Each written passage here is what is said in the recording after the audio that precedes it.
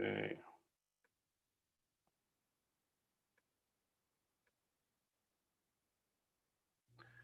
Okay, well, we are live.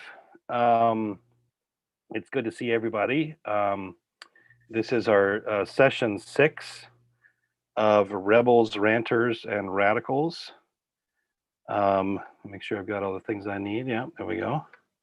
And I'm Christian Wynn, teaching minister at Colonial Church. Okay, well, we are live. Uh-oh. It's good to see everybody. This is our give me just 1 second here. Of Rebels, Ranters, and Radicals. Make sure I've got all the things I need. Yeah, there we go. And I'm Christian Wynn. Okay, perfect. Sorry, I was hearing myself in the background on YouTube. And that is very disjointing, just to hear yourself talking back to yourself. So let me say a quick prayer, and then we'll get started together. Lord, we give thanks to you for this day. We thank you for the gifts that you give to us, the call that you place upon our lives. We pray that we can learn from both the lessons from Jonah and from Isaiah, what it means to try to be people who want to go in the places that you want to send us.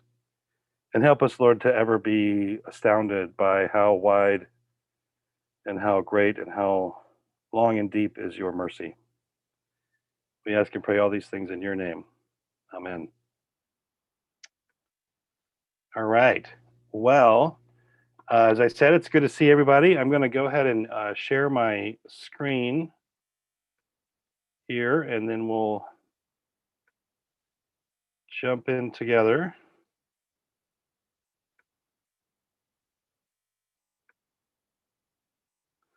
Okay, so this is session 6 of Rebels, Radicals, and Ranters. And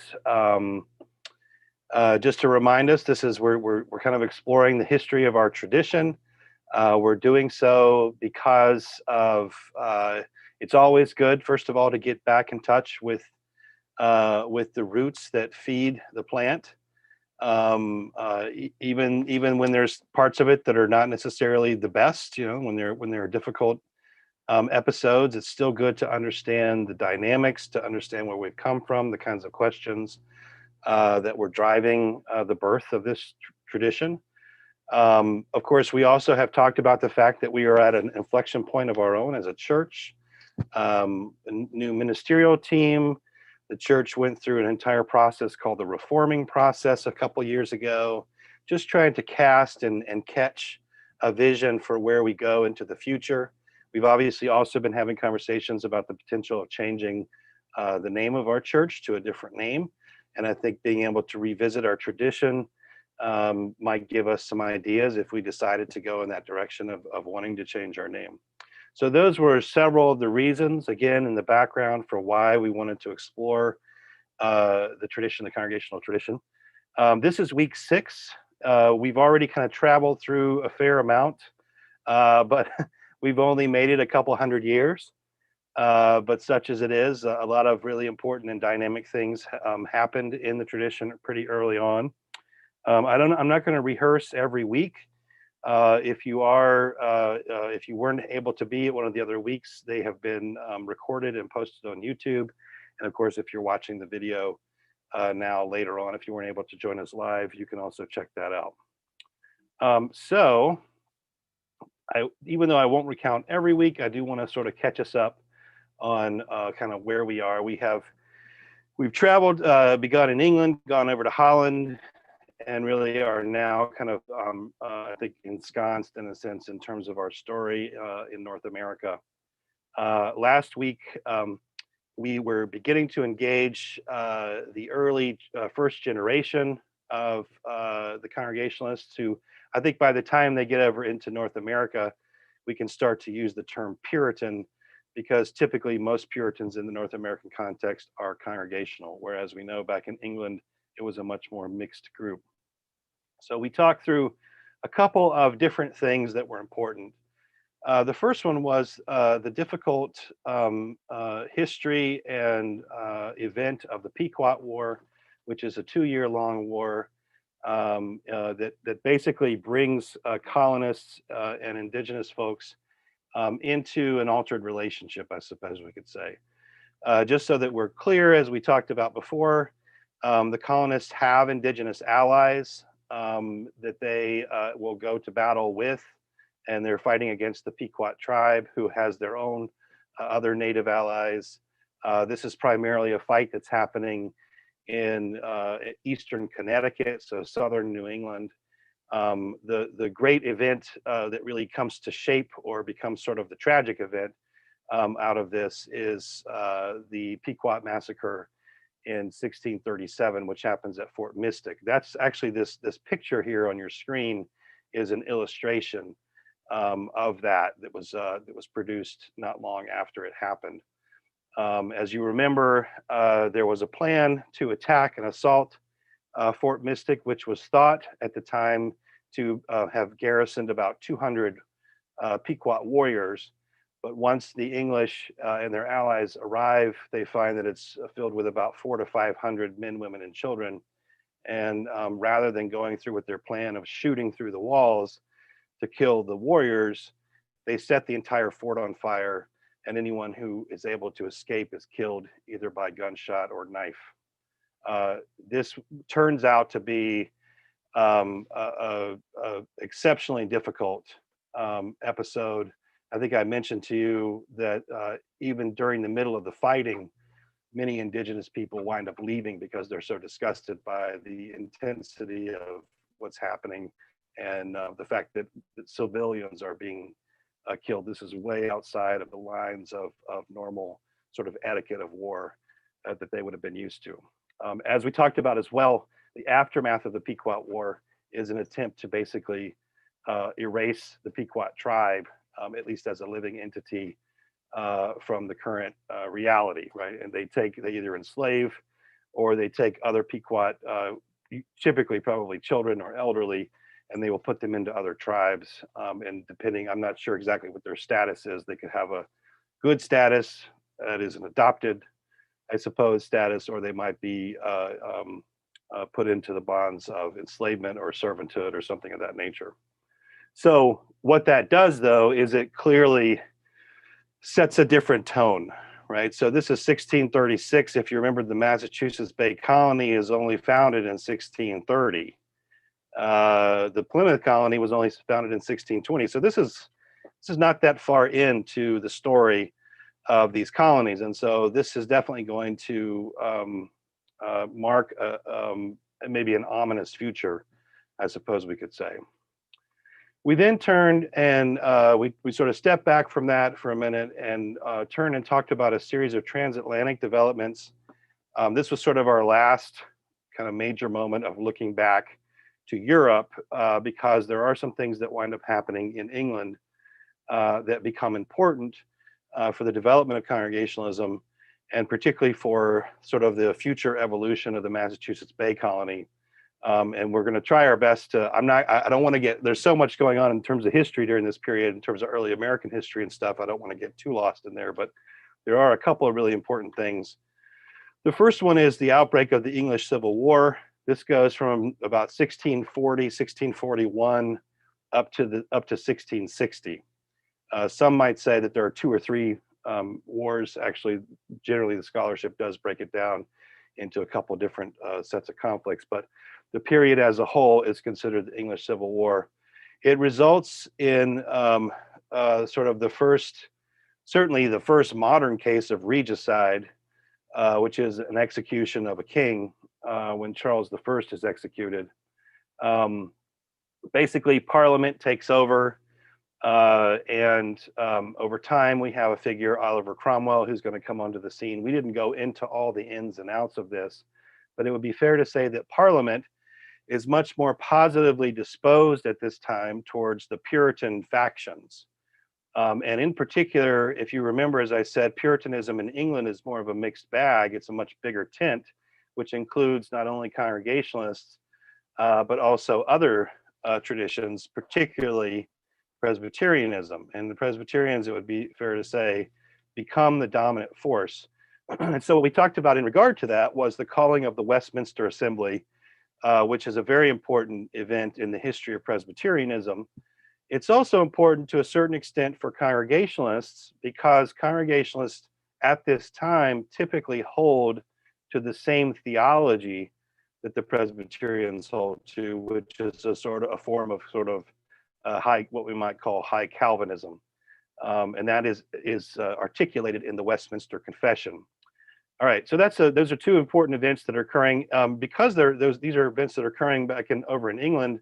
There are also a couple of events, or at least one event that we wanted to highlight. Sorry, here. That happens in North America, and that is in the 1640s. There are two significant attempts to elaborate and define what Congregationalism is. Like, what is it? What does the Congregationalism look like?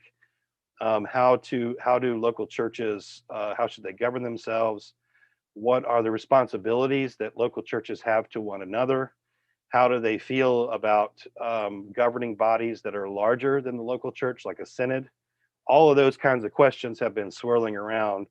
And because of the ascendancy of Presbyterianism in England, there are certain pressures from England for this question to be answered. But there are also other issues that are actually occurring in the Massachusetts Bay Colony, issues around who should be allowed to be baptized, right? So should children of parents who have not had a conversion experience be allowed to be baptized or not? How are we going to think about questions of citizenship? Because if you remember, citizenship is linked to church membership. So these kinds of questions and a couple of others wind up pushing folks in Massachusetts to articulate their vision, and that's what the Cambridge platform is. And so we talked briefly a little bit about that. We then noted that there is another sort of attempt at definition. This is one that happens in Savoy Palace over in England towards the end of, or I suppose I think it's towards the end of the Cromwell's period. It is, that's right. And it's very similar to the Cambridge platform. It's much more theoretical. One of the things that some of the commentators and scholars noted is it's a more theoretical document, in part, and the argument is that this is in part because the Cambridge document represents a real attempt to wrestle with problems on the ground. The Savoy document is an attempt simply to theorize what Congregationalism in some sense looks like. The one difference that I think is important to highlight is that the Savoy Declaration is much more positively disposed towards other forms of Protestant Christianity, right? So if you remember, one of the central sort of themes that we have run into in terms of our tradition has been this need or this question of whether to separate from other Christian traditions or not. And we know that there's a very strong separatist element as well, of course, as a non-separatist element. So Savoy Declaration. So these are the main things that we talked about. And then I highlighted a series of key dynamics. I've sent to you for this week in the email an outline of that so that you could have those dynamics and take a look at them. I don't plan necessarily to right now revisit them, though we could later on if you'd like to do that. All right, so that's kind of where we are. What I'm going to do now is try to fast forward us through the rest of the 17th and up into the 18th century, hopefully arriving around the time of the Great Awakening. That's sort of my goal, so that we can kind of keep our story moving. Since we only have 10 weeks and this story is really big, I'm going to do my best to hit some highlights as best as I'm able, and we'll see. If you have questions, I'll stop and take those. So we talked then about the first generation, and here, remember, when I'm using first, second, third generation, we're talking specifically about what's going on in North America. All right, so obviously there's a prehistory that we talked about. That's not what I'm including here. So I'm talking then about second and third generation, things that are happening in New England. And I think what we could describe this as, really, as I say on your outline, is that this really is a period of crisis. And you could probably describe this as a crisis produced by a number of things. One thing that I don't have on my outline that I think is worth noting is that by the time we get up into the 1660s and beyond, we already have some differences in the expression of congregationalism, even in New England. I'm not enough of an expert to be able to get into the granular here, but there are differences between the way that Congregationalists operate in, say, Massachusetts versus the way that they operate in Connecticut versus the way that they operate in New Haven versus the way that they operate in New Hampshire. And some of those differences can be significant, like who can be allowed to take the Lord's Supper or who can be allowed to vote. So those are some, so part of what I'm trying to say then is that we, even with attempts to define what congregationalism looks like, there's still a plurality. And I think this is one of the marks of our tradition, is the kind of what we might call the pluralism of congregationalism. And that bespeaks of the kind of freedom and what we might even call the ability to contextualize itself in different ways, depending on the needs of a given time or place. However, having said all of that, one of the things that we do find is a general sense that things are breaking down, right? That there was an original vision put forward by the first Puritans, by the first colonists who are coming over, and that vision is constantly under threat of eroding because people, the next two generations are not necessarily following in the footsteps. They're not having the same experiences. They don't necessarily even have the same goals as that first generation. Also, of course, we want to remember that the populating of the New England colonies is not primarily happening through religious refugees seeking to come over. It's now happening in a variety of ways. You have second sons who are coming over, that is, sons who don't inherit. Are now coming over because they need to find a place to maybe get a tract of land and raise a family and make some money. You have unscrupulous merchants coming over. You have people who are transported. So transportation now becomes a significant component in British criminal policy, where people are arrested and rather than being executed or stuck in a prison, they're transported to one of the colonies. And so transportation becomes a very significant way of populating the colonies. You also have, of course, people who are impressed or smuggled or kind of dragged into the Navy or into the Army, and they wind up over here, or they wind up in the Merchant Marines or whatever, and then they eventually decide they're going to settle here. So my point is simply that the population is beginning to become much less committed, in a sense, to that Puritan vision. And I think that's one of the things then that can contribute to this. You can see, though, I wanted to share this list with you. This comes from one of the famous early scholars of Puritanism. And he has this list of titles of texts that are appearing during this time. And just in the titles, he points to the fact that this bespeaks of a culture in crisis. So the first one he mentions is John Higginson, The Cause of God and His People in New England, right? So a reminder of where you were, right? Of what you were called to do. Then we get what I think is probably one of the most interesting titles, New England's True Interest is Not to Lie, right? So don't lie to yourself. Basically, I think it's sort of the theme here. You're in danger of breaking the covenant that you've made with God, right? The next one, the title is I Salve, right? So it's an attempt to try to unblind what they believe is a blinded New England, right? Then we have Urian Oakes, New England Pleaded With, and then Increase Mather, the father of Cotton Mather, A Discourse Concerning the Danger of Apostasy. So these are sort of representative of the kind of crisis that we're talking about, that there's a general sense that the vision that had been put in place is starting to creak. And we're going to find that it does, in fact, creak and collapse. And that the new reality or the new situation is one in which re-envisioning, retooling, and renovating is going to be the order of the day. And this is where I think we're going to see some of the creativity within our tradition that winds up becoming kind of a mainstay as we move forward. So, period of crisis. So, what are a couple things that happen? Probably one of the most important things that happens is going on over in England, and that is the English Restoration. So, 1660 is when the heir of Charles I is returned to the throne, Charles II, and basically the monarchy is restored, right?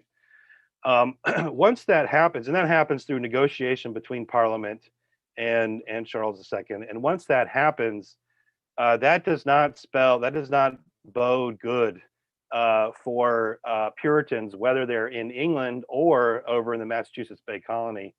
So as I say here, I think it's fair. This is not an overstatement, but pretty much all things Puritan fall out of favor, right? Because it was the Puritans who oversaw and were the primary opponents of the crown. And of course, they're the ones that oversaw the execution of Charles I, which his son and certainly anyone who has royalist allegiances or leanings is never going to forget something like that. So, how does that translate out of England? Well, one of the most significant ways that it translates out of England into the Massachusetts Bay Colony is decided pressing by the crown for more religious toleration in the colony, and for the acceptance of the possibility of there being an actual Anglican church in Boston. So as I say here, you can see like the more if you have an increasing call for more religious toleration, you're also going to have significant questions that can be put to the colony in the way that it has structured citizenship. So the way that citizenship and the ability to vote or participate in some way in England is set up has nothing significant to do with church membership. It has other kinds of issues connected to it. In Massachusetts Bay, as we said, it was connected early on to church membership. Well, once they begin to press and once the crown begins to kind of push more directly into the Massachusetts Bay Colony, and no longer are they protected by sort of Puritan assumptions, now they're going to have to rethink citizenship, right? Can citizenship only be connected to church membership or not? And then in 1685, the James II, who comes to the throne after Charles II, he forces the colony to accept the first Anglican church, which is founded in Boston. So this is a significant development that certainly threatens the possibility of a purified social order with a purified church within a single geographical boundary, which is what the original Puritan vision was interested in. The second thing that I think is important and that you may have heard about before is what's known as the halfway covenant. And give me just one second here. I want to move. Let's see here. Oh, there we go.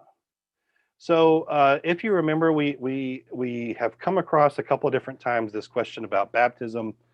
And by the way, the Cambridge platform, even though it was in part, the writing of it was provoked by the question that's actually written here on the screen: do we allow unregenerate community members to have their children baptized? The Cambridge platform never bothered to answer that question, in part because I think, at least from the scholarship, from what I can tell, they didn't want to touch it. It was kind of like a third rail in some sense. So by the time we get up into the latter half of the 17th century, an attempt at an agreement for how we're going to navigate this question, especially since fewer and fewer of the second and third generation folks are having a conversion experience. And if a conversion experience is going to be sort of the essence of what it takes to join the church, which it is in some places, how are we going to kind of negotiate this? Well, they negotiated by creating what they call the halfway covenant, right? And so the halfway covenant has the assumption that baptism is not necessarily a converting ordinance. That is, most Congregationalists are not going to argue that in the event of baptism, whoever it is who's being baptized is also being saved. Rather, they are going to argue that it is a kind of outward sign of an inward reality that either has happened in the case of an adult or that potentially will happen in the case of a child. All right. So that is the basic assumption, the theological assumption by which most of them approach this. Of course, the other thing that we have to keep in mind is the larger political reality, which is that baptism is one step in a two-step process, in a sense, of becoming a member of the church, and also then potentially becoming a citizen. And so it may be, and again, I don't know enough to be able to confirm this or not, but it may be that some of the people who are raising this question see this as, maybe my child down the road will have a conversion experience, or maybe that second prerequisite will be altered. And so baptism is still a first step. We still want them to be able to have access to the church. We still want them to be prayed for by church ministers. And this is particularly the case, especially for grandparents. So it seems to have been motivated by the grandparents or that first generation whose children did not have conversion experiences, but that they are now having children. And so that seems to be where the sort of the dynamic is coming from. Okay, let's see. So what happens? Well, in 1657, the General Court is going to make a ruling, right, that says that it's okay, that we are going to accept this. We're going to allow children to be baptized and brought into the church, so they have access to at least one of the two sacraments, which is the sacrament of baptism. However, in general, remember the General Court is primarily responsible for Massachusetts, so there could be some differentiation in other areas. One thing, though, to keep in mind here is that it's still the case that only fully regenerate, right, people who can give an account of their conversion are going to be allowed to vote and to participate in the Lord's Supper. All right, let me stop there and see what kind of questions you have, and then I'll also take a sip of coffee.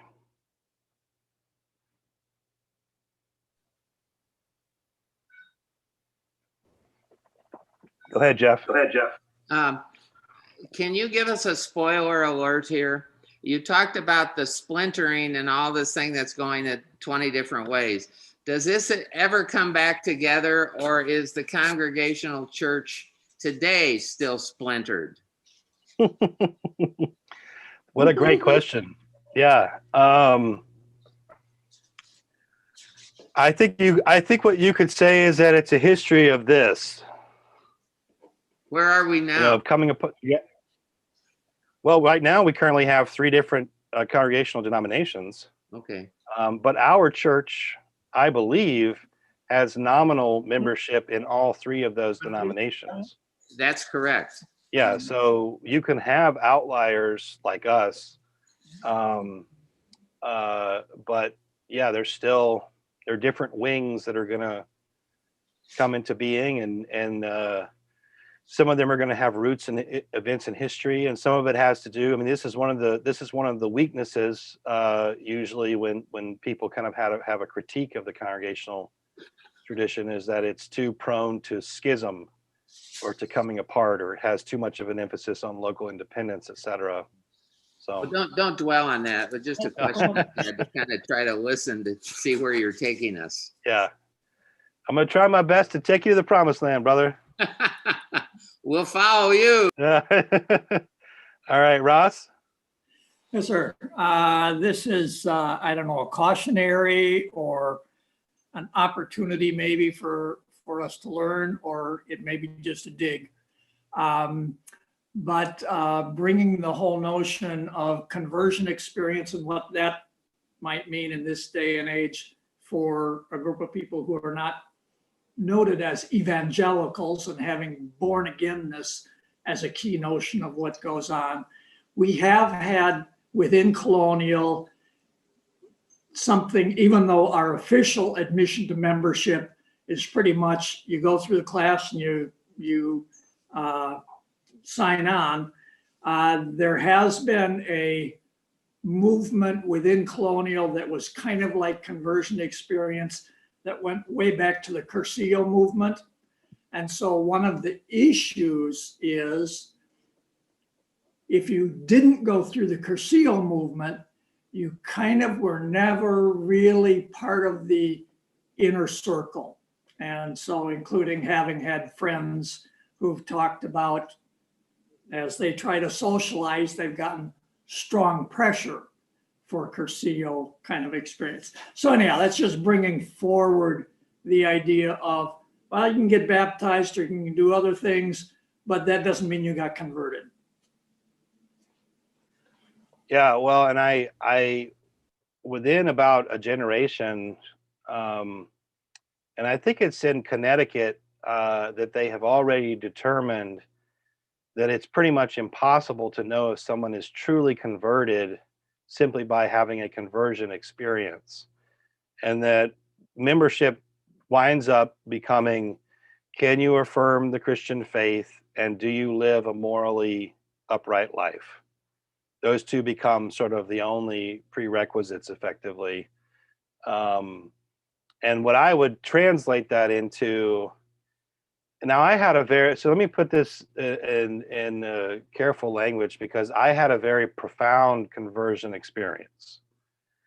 But I also know that you can manufacture, that those are things that can be manufactured. And sometimes that's what certain ministries are designed to do. Like, I participated significantly with Campus Crusade for Christ, which was very much a sort of revivalist kind of tradition. And so I think there's a kind of danger if you put all the eggs on having had some sort of emotional one-time experience, etc. I think there are many different pathways in. The question really is just, like I said last week, that there's a strong emphasis in our tradition on personal commitment. And what that looks like can be, I think, spelled out in a lot of different ways, actually. Back then, obviously, it looked very specific, and it was filtered through a Calvinist lens and a conversion experience, and those were the only things. But some of that stuff gets set to the side, I think, as we move through, and you retain this sense of personal commitment. The opposite, of course, the other side of that, there is also a shadow side, as there is to almost everything, which is this sort of eventual belief that it really only has to do with my decision. That's what makes me somehow acceptable or not. And so you lose sort of a connection to this question about grace and those kinds of things. But I hear you. I think that this is I'm sorry, I just got a text and looked down. But I understand that, and I have heard at least about the influence that Curcio's had in the church. So yeah, those are kind of the essence of my comments, I think. Can you tell us a little bit about your personal conversion? I guess, yeah, it's a really long story. It's basically, I was a Hellcat child that had a really tough time growing up in certain kinds of ways and wound up barely making it into college. And when I was a sophomore, I think it was the summer before my sophomore year, I started going to church and trying to listen to the sermons. So my family always went to church because we were from the South, and that's just kind of what you did. And my mom had a conversion, I guess, about a year or two before. She sort of had this awakening. And then when I was participating in InterVarsity, and I wound up kind of connecting with this guy, and we started talking, and eventually at some point, December 6th, 1990 is when I said the sinner's prayer. And a little bit after that, I did have a pretty profound sort of emotional, spiritual experience that helped turn my life around rather significantly. So that was sort of that would be my experience without going into too much detail. So. Yeah, Steve. Thank you, Christian. We'll let you in. Thanks, Elgin. It just struck me as we're seeing that originally Masters Bay was all Puritans, and then the population expanded with people who didn't come for that reason. That because the church was both church and trying to have control of the state, there's pressure, and that seems to be, we're seeing perhaps some weakening of the requirements because the church is still trying to hang on to the political power. They can't vote yet, but eventually they will, but we can have baptism. So that, I think we see that a lot in many religions, that trying to be both the religious authority and political power leads to a kind of weakening of original standards. Yeah, and I think the other thing is, the other component of this is that this is, congregationalism begins as an outsider movement, and when you get into North America, they are immediately the insiders. And it is important, and I think this is also important in terms of the. It's not just that people in the second and third generation start to flood in from other places and they don't have the same. It's actually like that from the very beginning, because if you remember, the Mayflower, right, had 101 passengers, and how many of them were Puritans? Only 40. So they're already in the minority. So it's already a mixed company. And the fact that they were actually able to convince folks to go along is, and I'm sure some of that had to do with probably the connections of different people to the charter and whatnot. But I think that's an important component to keep in mind. And so what you wind up though with is an attempt to create an established situation, like what you're talking with high standards, et cetera, in a tradition that values individual conscience, and a tradition that also says that the state cannot coerce religious belief. And what we find is that, sometimes the state is coercing some of that, but eventually the valuing of individual conscience, I think, winds up winning, and pushing the church in a different kind of direction. But it takes a little while. So let me keep us moving through our second and third generation here. Kind of fast forward. Yes. Just one other thought. I'm thinking about, my thoughts go back to the first century, and as the small group of believers become incorporated into the state church, and you see another working out of the same situation under Constantine with, everybody becomes a Christian now,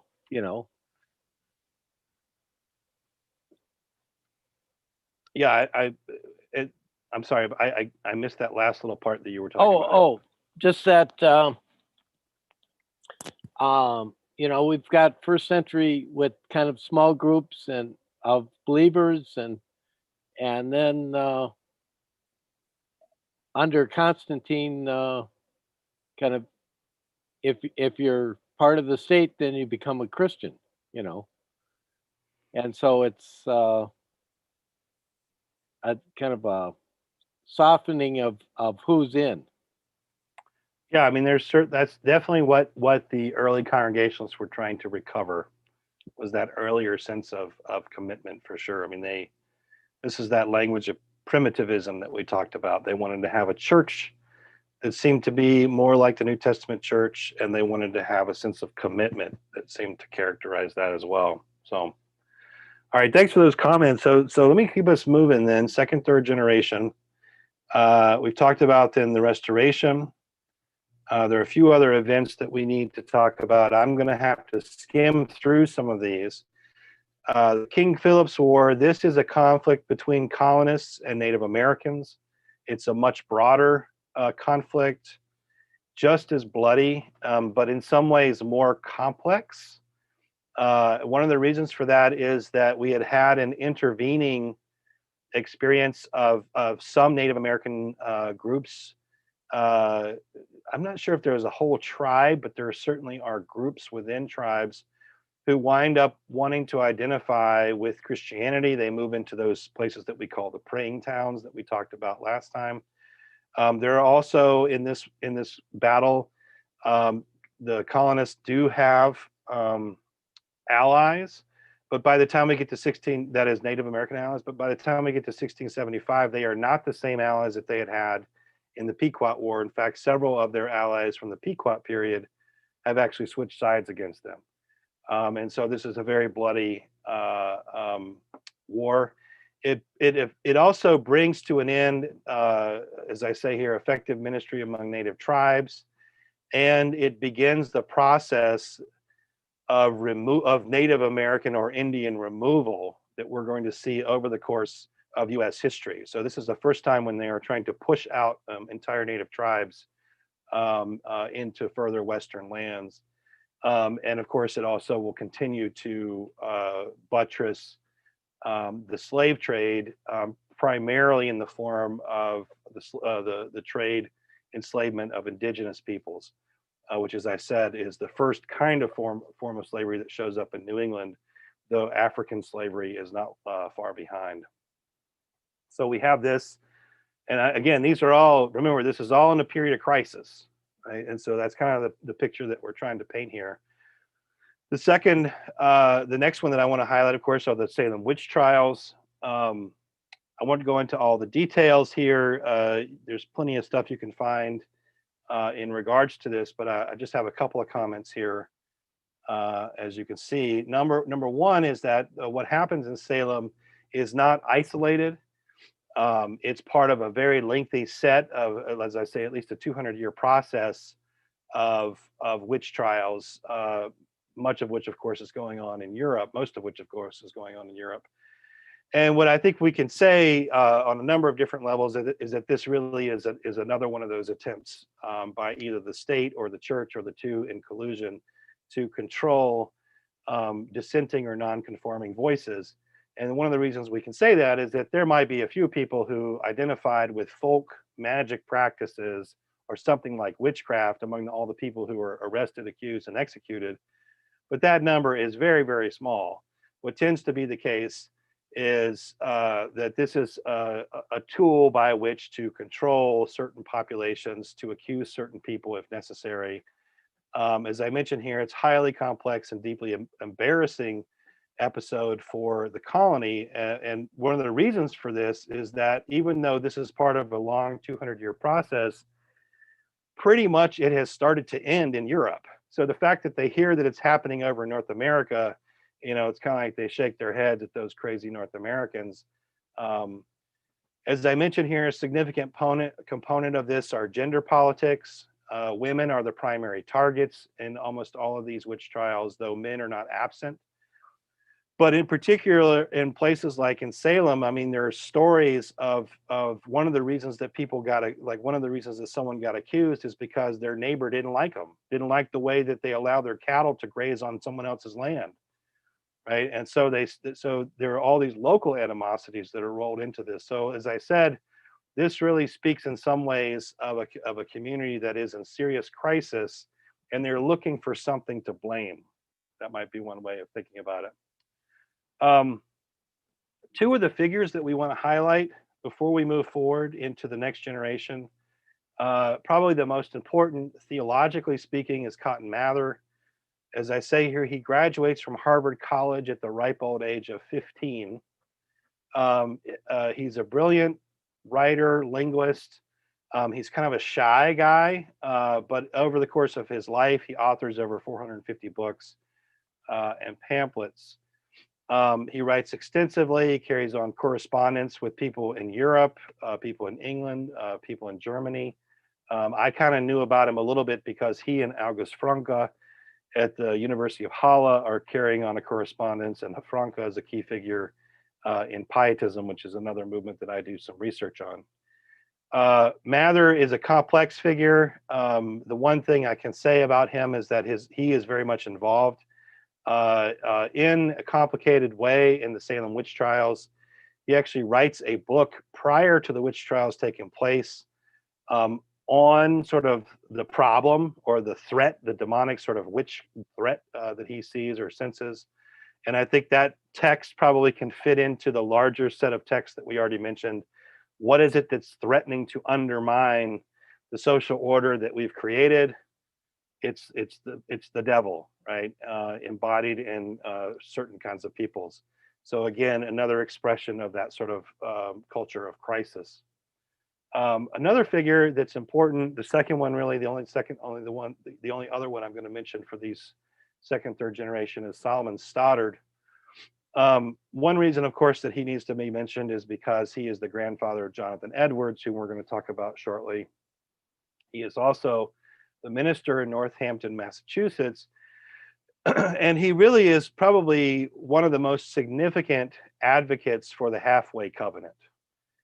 So he is the one who sees that the situation of barring from baptism and potentially even membership people who have not had a conversion experience, that this is an untenable pathway for the life of the church and potentially for the way that the social order itself is going to function, or if they're going to keep citizenship linked to church membership. He winds up arguing that the Lord's Supper, now this is a very radical argument, even for people who advocated the halfway covenant. They did not believe that someone who had not had some sort of conversion should be allowed to take part in the Lord's Supper. Stoddard argues, no, the Lord's Supper should be open to all because it can, in fact, be a place where Jesus winds up meeting you. And so he uses the language of converting ordinance. I'm familiar with that position, not primarily through Stoddard, but through John Wesley, for whom that becomes the primary way he talks about the Lord's Supper, that it should be open to everyone. Whereas the more typical approach was that it should only be open to people who have had a conversion experience and probably have been baptized, in part because they saw the Lord's Supper as a renewing of the covenant. And so Stoddard, in a way, is kind of thinking way outside of that way of talking. He also was known, and this is something that probably is just worth mentioning because of some of the connections to Edwards. He's known as someone who preached hellfire and damnation in the hopes of driving his congregation to conversion. And unfortunately, I mean, Edwards does deserve significant criticism, but he doesn't deserve to just be boiled down to that one sermon that you probably all know and have heard, the title of which is Sinners in the Hands of an Angry God. Right, that's the title of a sermon that Edwards preached, and I think it'd be fair to say he didn't fall far from the tree if we look at his grandfather Solomon Stoddard. All right, I want to before I stop, because I don't want to run out of time, though it's inevitable. I'm going to wind up running out of time. But I want to talk a little bit here. I had gotten some questions from you last week when I talked about the Pequot War. We have revisited that. We've talked briefly about King Philip's War. And I just have, every now and then, people have asked me questions. So I wanted to give you a sense, how is it that that these early Puritans and colonists, how are they theologically interpreting the native tribes? And as I mentioned to you, I've kind of told you that there are 2 or 3 different ways. And so I just wanted to give you a sense of what those look like. The first of these is the one that I've talked about a couple of different times, which is the colonists and particularly the Puritans' proclivity for describing themselves and what they were doing in New England as akin to Israel being sent out into the wilderness and eventually needing to meet and or enter into the promised land.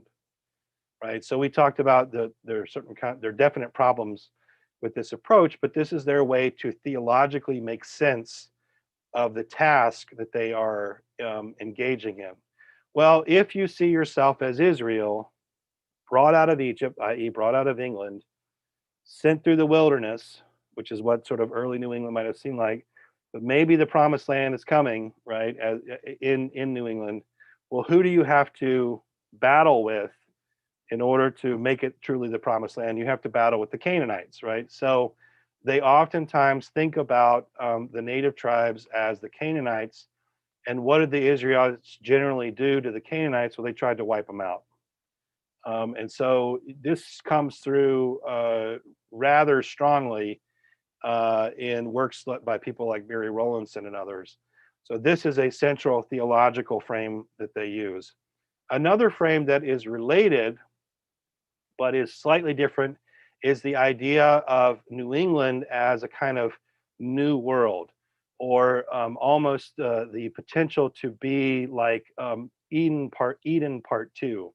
And so they will use the language of the Garden of God as a way of talking about New England. And if you are, if you're like Adam or Eve, which is sort of how they're thinking about this, and you've been put in the garden, your task is to mend, tend, and potentially expand the garden, but also to keep it pruned, defended, and cleansed of nefarious realities and powers. And they tended again to view then native peoples and their indigenous cultures, their indigenous religious practices in that way as a hostile thing that needed to be gotten rid of. The last one is the idea of being sent out into the new world precisely to sort of in anticipation of God's second coming, right? So preparing the way for the Lord. So this is the one that's probably the most complex. I wrote an essay on this on the Catholic version of this that I'd be happy to pass along, but I can't go into all the sort of dynamics here. But the basic idea is that history is now entering into its final phase, and there is a requirement as history enters into its final phase that the church has to prepare itself for God's eventual coming. And the way that the church prepares itself is it reforms itself and it purifies itself. And the way that these folks typically thought about church is not just the company of people, but the geographical realm in which the church finds itself. So you find, say, for instance, Catholic iterations of this, where the need is to not only purify the practices of the church, like the sort of formal practices, but also potentially to get rid of those influences in quote unquote Christian lands, which might in fact make us impure. And what would those be? They would be Jews, they would be heretics, they would be pagans. And of course, the external threat in Catholic Europe was always Islam. Well, that same process then is transplanted out of the European scene into the North American scene, right? Where the primary threat regarding impurity is seen as native and indigenous tribes. So you can see these are three different frameworks. They have some overlap with one another. They have a lot of sort of theological explanatory power, but obviously they also wreak devastation, frankly, and create significant problems for North American history and the history in some ways of congregationalism. Let me stop there before I turn to say a couple things about the fourth generation and not get to the Great Awakening like I'd hoped to. Any questions?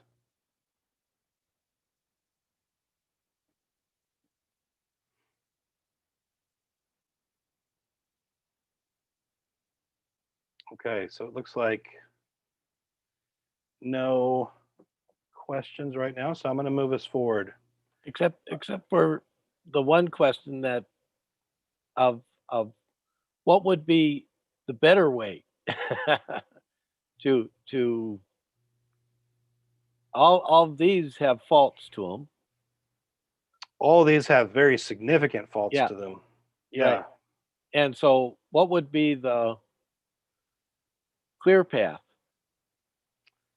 Tom, that's an unfair question to ask me for like a little postage stamp answer. Yeah.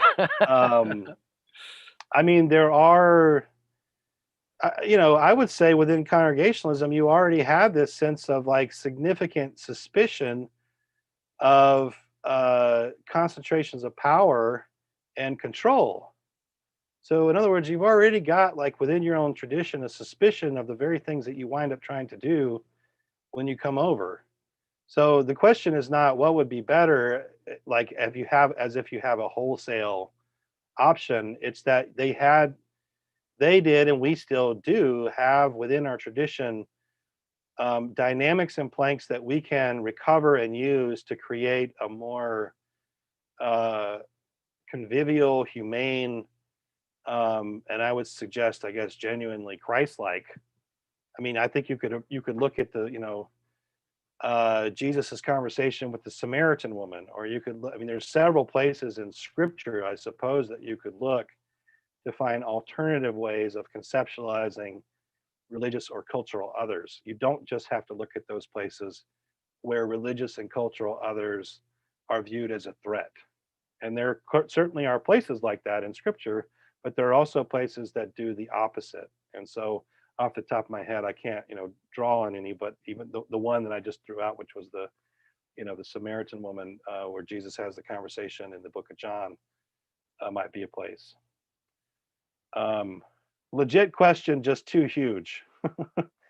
All right, let me move us here very quickly then. So just to recap, right? Second generation sees significant changes, developments, other kinds of things that I thought I would throw in here that are important, because we don't want to just see this as like a declension narrative.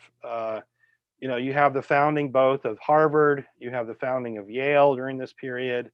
You also have what I would say is from the very get-go a deep commitment by Congregationalists to public education, right? The ability for people to have access, to know how to read, to know how to engage scripture, to know how to become responsible citizens. You have developments in medicine. You eventually start to have a breakdown of saying that only a few people should have access to voting. And one of the first places that we see this, say, for instance, in Massachusetts Bay, is that, I think someone mentioned this before, everyone was being taxed to pay the salaries of the clergy, but not everyone could vote, right? So eventually they're like, that's not fair, right? So they wind up extending the right to vote, not on everything, but to vote on the local pastor whom all the taxpayers are going to wind up paying. So that's a significant move, and you're going to see that kind of expansion that happens. And I think it'd be fair to say by the fourth, fifth generation, they have decoupled church membership and the possibility of voting. All right, so let's turn then and very quickly, just to set the stage for what we're going to wind up talking in more detail about next week.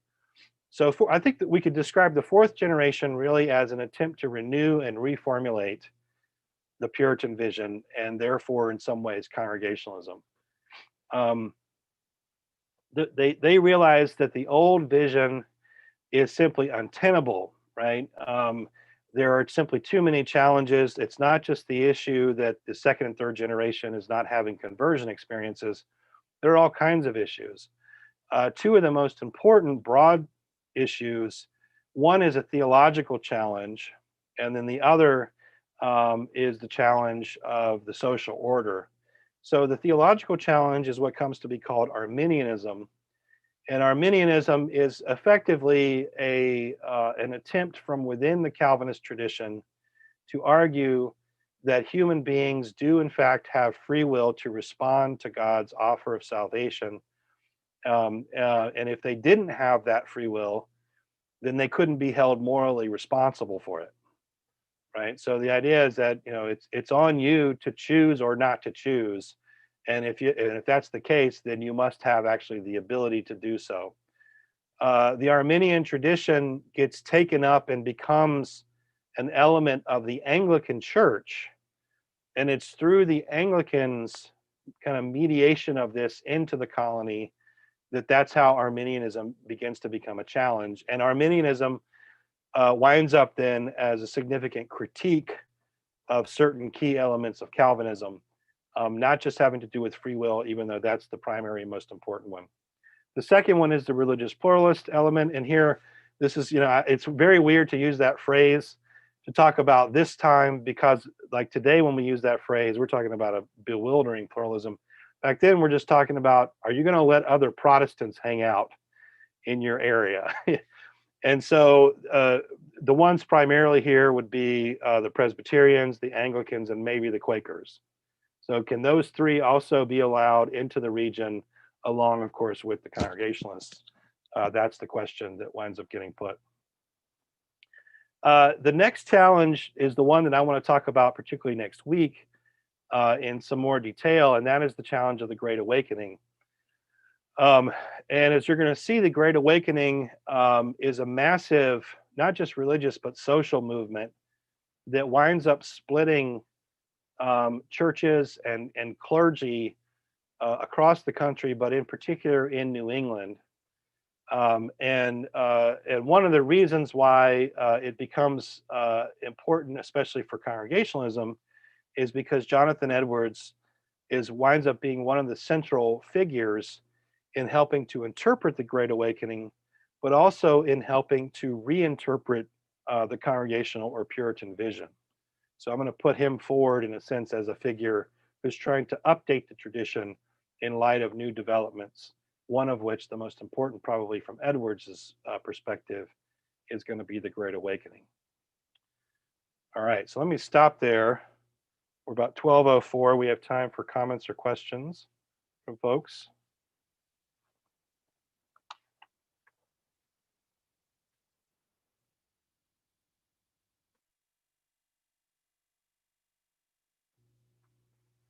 I do have a couple of questions here. So Cheryl Mahan, and you might want to maybe help me parse out this. So it says, sorry to be lost, but are the North Americans looked down upon after Pequot or the Europeans? So is the question, are the indigenous looked down upon? Cheryl, are you still with us?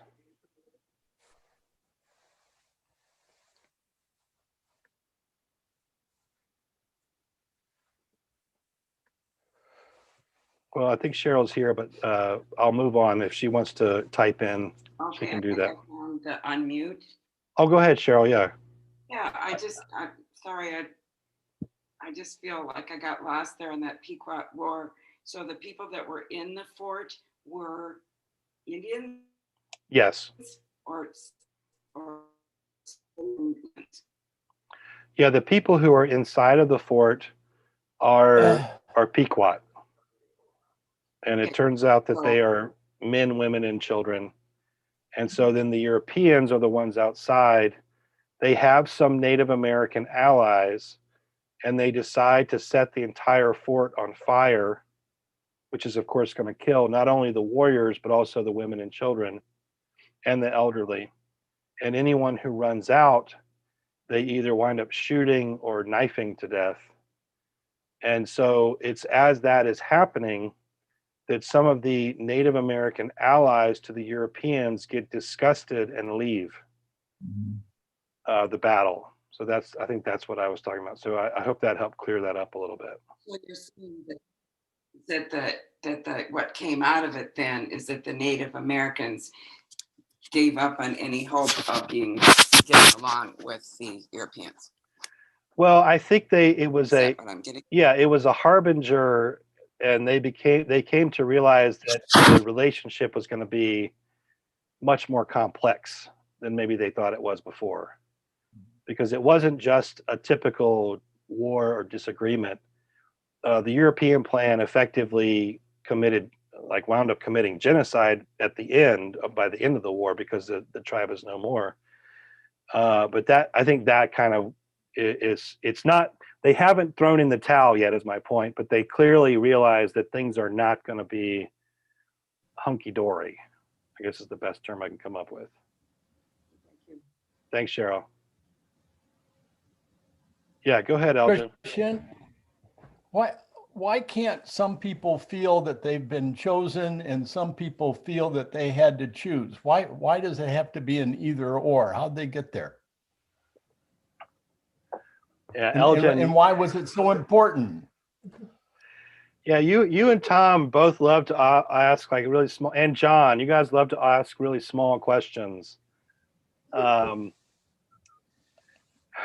think, I mean, I don't know how to answer that question from a social or a kind of religious psychology perspective. All I can say is that election becomes an essential plank in Calvinism. And the way that Calvin talks about it is he argues that effectively the reason that we have to affirm election is because it is a way of talking about salvation being by grace. That salvation has nothing to do with what I do or don't do. It has to do with a choice that God makes regarding me. The problem, of course, is that Calvin sets up a double choice, that God chooses some to receive grace and chooses others to be destroyed, right? Judgment. And it's that second part that becomes, and I think personally is morally odious, because it makes God into a monster. And so the Arminian tradition is an internal Calvinist revolt. Jacob Arminius is actually a Calvinist professor in Holland who was asked by the local church to write a defense of Calvinism against Catholic critiques. And he winds up writing this defense. And as he's doing his research, he realizes that he doesn't agree with Calvin. And that's what produces Arminianism. And so the question around choosing or being chosen, it can be, I think, obviously worked out differently psychologically, but at least in terms of the historical way that it was being articulated by Calvin and how their traditions responded, I think you can see some of those dynamics at least. So, Thank you. yeah. Yeah, Rick. I'm going to end with a theological joke here. The Craig Ferguson, who was the host of the Late Late Show, came from Scotland, and he remarked, Church of Scotland, which became Presbyterianism here, he said, we had all the guilt of the Catholics, but none of the artwork. Yeah. Amen. That's pretty good, actually. I like that. Kristen, John Wesley, kind of, I think he would be on the Armenian side. Yes, that's right. As an Anglican priest originally, and then and falling into his presentation was whosoever will, and that's kind of that side of the argument. Yeah, and as this history unfolds, like within Anglicanism, you wind up with different groups. So you wind up with a high church Anglican, which eventually is going to come to be called Anglo-Catholic, where there's a great amount of emphasis put on the sacraments, etc. But then you have an evangelical Anglicanism, which of course is where Wesley fits. But even within the evangelical Anglicanism, you have a split between Calvinists and Arminians. And so, for instance, George Whitefield, who I'm gonna talk about next week, is a Calvinist, and John Wesley is most definitely an Arminian. And he gets involved in a pamphlet war over the issue, and it does have to do with this sense of whosoever will. I think you can also make certain kinds of sociological observations. So, for instance, one of the reasons why I think Arminius was arguing for freedom of the will is that he is living in a time when Holland is beginning to rapidly open, and it's moving in a mercantilist direction, and there's a burgeoning middle class, and so you have nascent capitalism in some sense. Well, what is required in a capitalist frame? Well, one thing that's required is for people to be able to choose, right? And I think the same thing eventually in North America, one of the reasons why Arminianism becomes more dominant than, say, Calvinism is because what's required in a democracy? People should be able to choose. And so there are certain, I think, social, contextual things that can help us understand why some traditions become more dominant than others. But then, of course, on an individual level, that's where the kind of religious psychology comes in. And I've often said, and I do think that this is true, that sometimes our theological decisions and positions boil down to which questions can we live with, right? So So every position has a problem or an open a difficulty within it, and maybe there's some questions, there's some things that we just need to have answered, and that might be different for different of us. Whereas there are other things that we're okay with leaving open, and we can live with that. And I think that's what sometimes will determine why we move in different kinds of directions. I'm not saying that it all just boils down to our own psychology, but I do think that that winds up playing a role that we have to take account of. Well, I had hoped to get into the Great Awakening. We will do that next week, and we'll spend some time talking about Jonathan Edwards, and then we'll move ourselves up into the early 19th century. Thank you all so much for joining us. Thank you for these great questions. I apologize. There's a couple of questions here that I didn't get to. Hopefully you will remember those and bring those back for next week. Let me say a quick word of prayer, and I'll dismiss us. Lord, we thank you. We thank you for this day, and we thank you that even though maybe we go back and forth over these issues about choosing or being chosen, the one thing we know is that you have chosen to be God of all creation, that you have chosen to bind yourself to us. And we give thanks for that, because we would not be here were it not for that choice, one that you made regarding us, that decision. Help us, Lord, to live into the gratitude that that produces in us, and to find ways to share our lives and our goods and our time with our brothers and sisters. And all these things we ask you be with us in your name. Amen. Welcome to you and Julie to the church. Thank you. Thank you. Thanks, That's Elton. right. I see some other folks. Haley joined. Haley, did you join? I think well, technically I joined in March, Okay. but All right. then COVID happened. So yeah. Right. Now, Christian, we'll have the initiation hazing ceremony after we all get back in place, okay? All right. All right. Have I'll you look heard forward about to that. that? No, but I can only imagine. Okay. Wear a raincoat to work. Wear a raincoat and clean underwear. That would be Okay. Bye. All right.